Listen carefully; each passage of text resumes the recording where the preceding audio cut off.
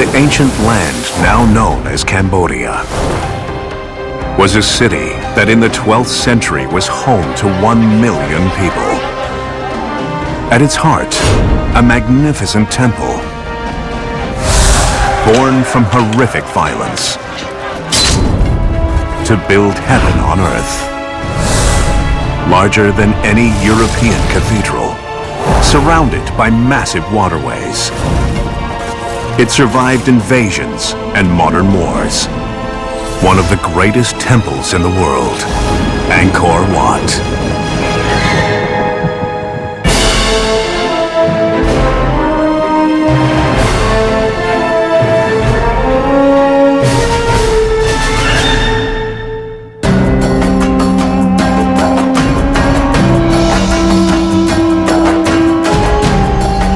Rising from the floodplain of the Mekong River in central Cambodia is one of the most spectacular temples in the world.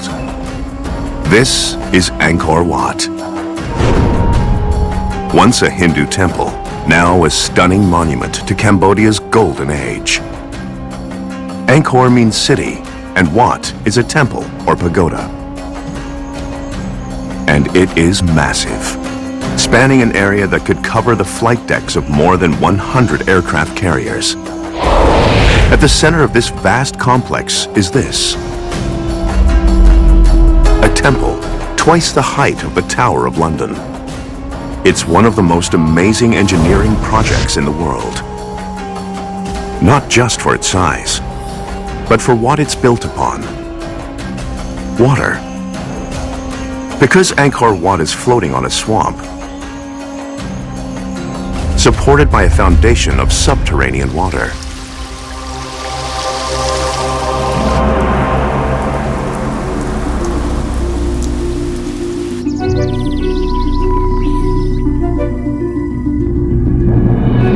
Mysterious and captivating, its enormous scale and beautiful carvings are the brainchild of an autocratic king.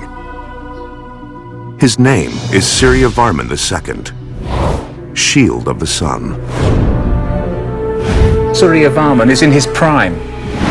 Archaeologist Charles Hyam believes that Suryavarman was more than just a man. He's a muscular, powerful military leader, but he's also a demigod. Everyone around him is on their knees. Yet, despite his supreme power, what motivates him to build Angkor Wat might be his own insecurity. And the reason for this insecurity may lie in the way Suryavarman seized his kingdom.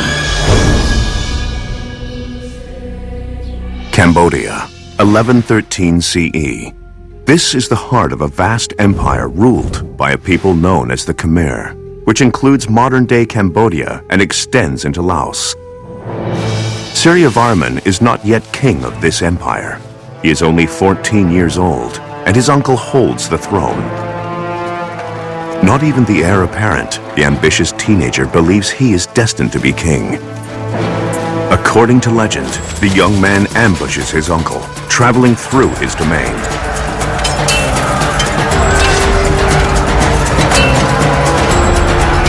As the fight continues, the youngster breaks away and leaps onto the old king's elephant and kills him.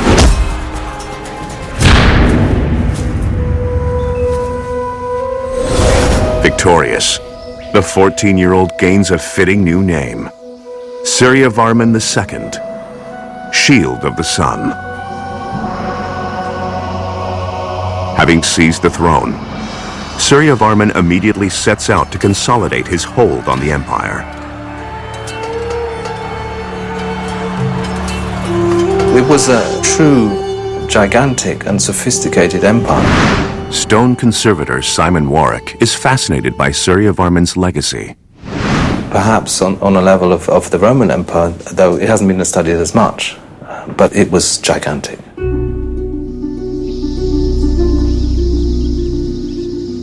In spite of his success, Suryavarman II is a usurper king who seized the throne by murder. If he does not want to get overthrown by enemies opposed to his rule, he must establish his position as a god king in the eyes of his people.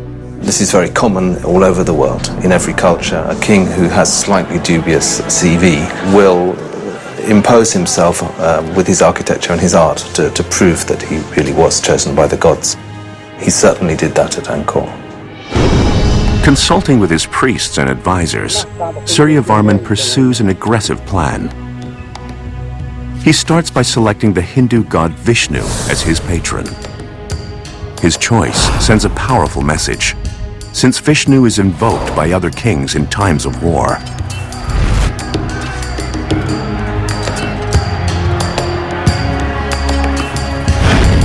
To honor his divine protector, Suryavarman will construct an elaborate religious complex. This would not be built of wood like any normal Khmer building, because wood, like man, perishes. To transform their kings into gods, the Khmer use a material that will last for eternity. They build their temples in stone. Building temples is one way that Khmer kings can demonstrate their power. And they will build more than 700.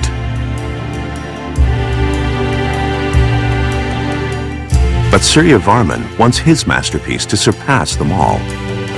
It'll be the largest temple in the Khmer Empire, Angkor Wat.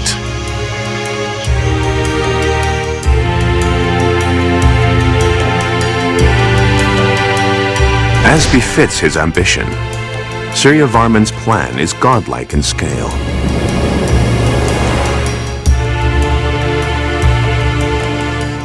Angkor Wat will reproduce on Earth the world of the gods in every detail. The Hindu conception of heaven was Mount Meru, and Mount Meru occupied a mythical place somewhere north of the Himalayas. And there were 5 mountain peaks where the gods lived. Here you had to reconstruct that. So, at the center is an enormous temple mound, topped by 5 towers soaring 65 meters above the floodplain. This is known as the Temple Mountain. The Temple Mountain was clearly a place of worship, but it may also have had another, equally sacred purpose. The building presents conflicting clues. It is dedicated to the Hindu god Vishnu, yet it features Suryavarman II's posthumous name, Parama Vishnu Loka. It faces due west, the compass point associated with Vishnu, but also the direction of death. When the king became king, the first thing in mind that he had was when he died, he had to go to heaven. And so here they had to reconstruct, literally, heaven on earth. And there was already a massive project. He had a large army of architects, he had his priests, he had his soothsayers, he had everybody organized from the word go to build this massive complex, so that on death, he went straight to heaven. Hayam believes that Suryavarman planned this complex as his gateway to the afterlife. Like the pyramids in Egypt, the temple should be completed before the god king dies. If not, he might not join the gods in heaven. This was unthinkable. But just clearing the site amid the steamy rainforest is the first challenge. Because the area it covers is huge, some 500 acres. It's hard to get your head around how big 500 acres is. For engineer Ed McCann, the scale of this place is staggering. 500 acres is about the size of 250, 300 football pitches. It's not just the size of the site that is daunting. The construction hurdles are equally formidable. And this will be covered with trees that are from this sort of size to, meters in diameter of hard tropical wood. They've got a few machetes and maybe an axe or two, and they've got to chop their way through this in the middle of steaming heat and bugs and beasties everywhere, and this would have been a mammoth task, an absolutely mammoth task to clear this area. Like most of Cambodia, Angkor sits on a flat, waterlogged plain. But it is the capital of the Khmer Empire, and to boost his prestige, Suryavarman needs to build here.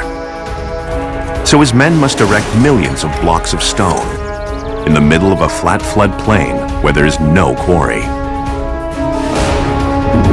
must do it in a monsoon-plagued swampland, which will somehow support his megastructure for nearly 1,000 years.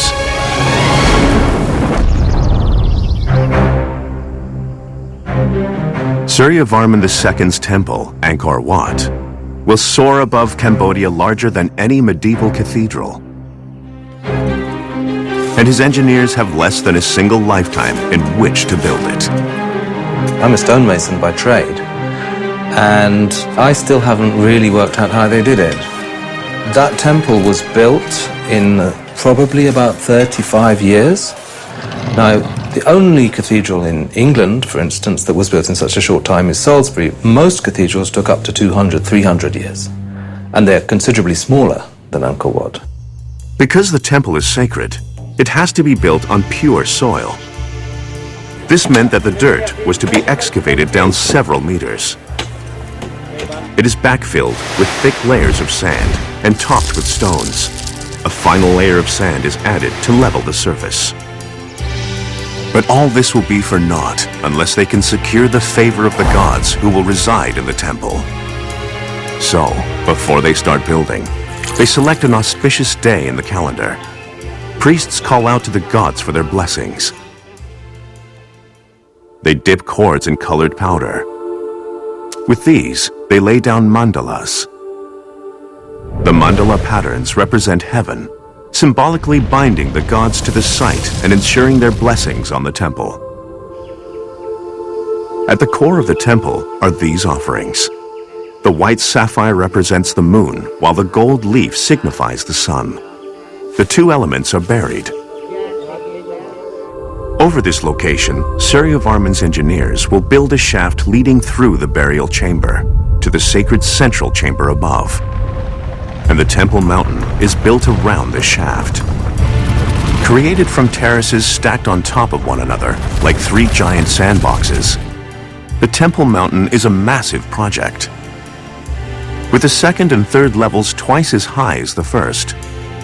On the very top are 5 peaks, which represent sacred Mount Meru and its companion mountains. The structure will weigh thousands of tons.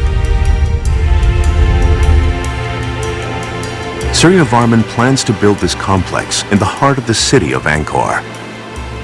Life here is dominated by the monsoon cycle. The rainfall in this area is highly seasonal.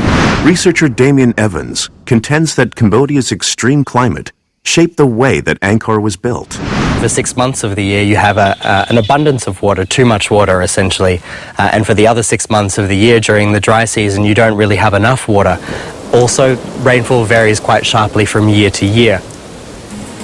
In simple terms, with 88% of the rain falling during the monsoon season, the Khmer must stabilize, store, and disperse water for use during the dry season. But the solution is anything but simple. In the 9th century, Khmer engineers began to create an extensive hydraulic system. By the 12th century, hundreds of interconnected canals, dikes, and reservoirs operate over 1,500 square kilometers.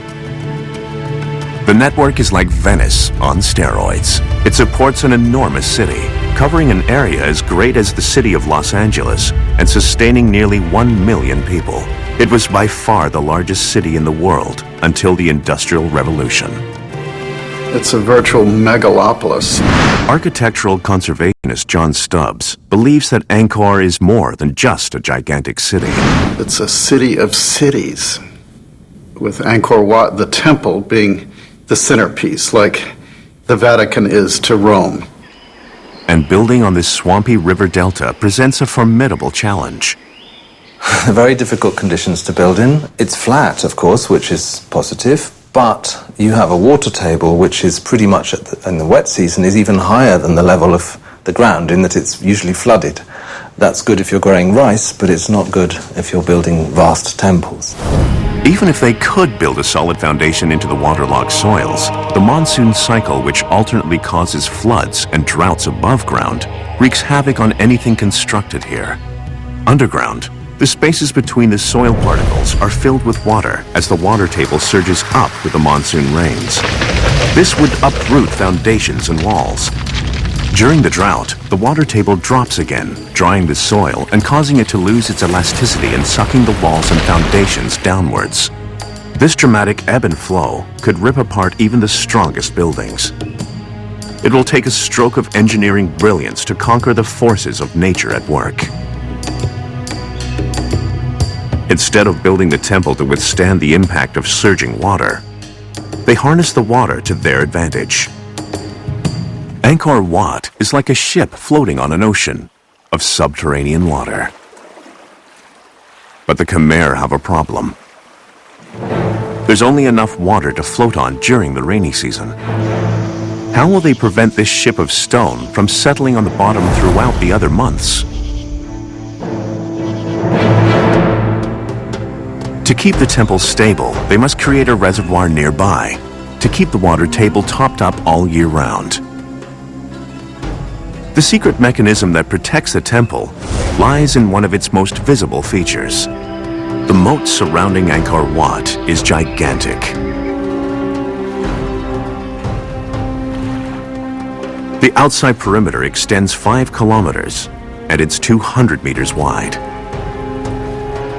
Its distinctive shape is clearly evident from space. When complete, the moat will collect the runoff of the monsoon rains from the temple site, minimizing the upward surge of the water table. During the dry season, water absorbed by the soil from the moat reservoir keeps the water table constant.